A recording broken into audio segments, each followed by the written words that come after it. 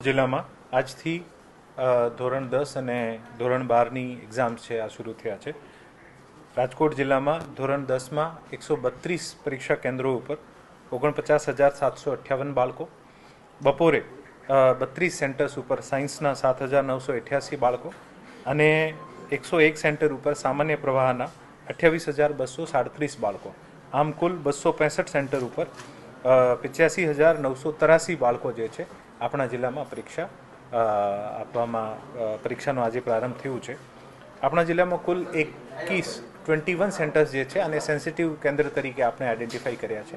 અને આ તમામ સેન્સિટિવ કેન્દ્ર ઉપર ક્લાસ 1 અને ક્લાસ 2 ઓફિસર્સ જે છે આ પરીક્ષા પ્રારંભ થાય આના પહેલાંથી લઈને પરીક્ષા પૂર્ણ થાય ત્યાં સુધી સતત મોનિટરિંગ કરશે.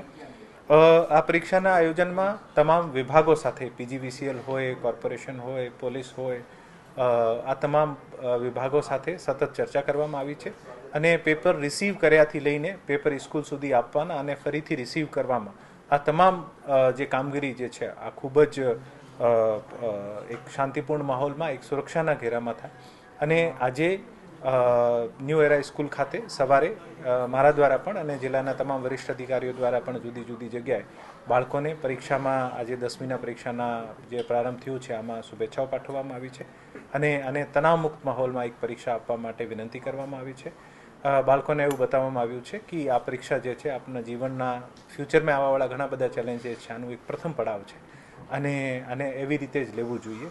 સરકાર આજની તારીખમાં દરેક સ્કૂલમાં બાળકોની મેન્ટલ હેલ્થ વિશે ખૂબ કામ કરી રહી છે અને બાળકોને તણાવમુક્ત માહોલમાં કેવી રીતે આપી શકે આને માટે વહીવટી તંત્ર અને સ્કૂલ પણ ખૂબ મહેનત કરે છે. સાથે સાથે વાલીઓને પણ એશ્યોર કરીએ છીએ કે આ સંપૂર્ણ એક્ઝામ જે છે આ ખૂબ જ સિક્યોર અને ટ્રાન્સપરન્ટ વેમાં થાય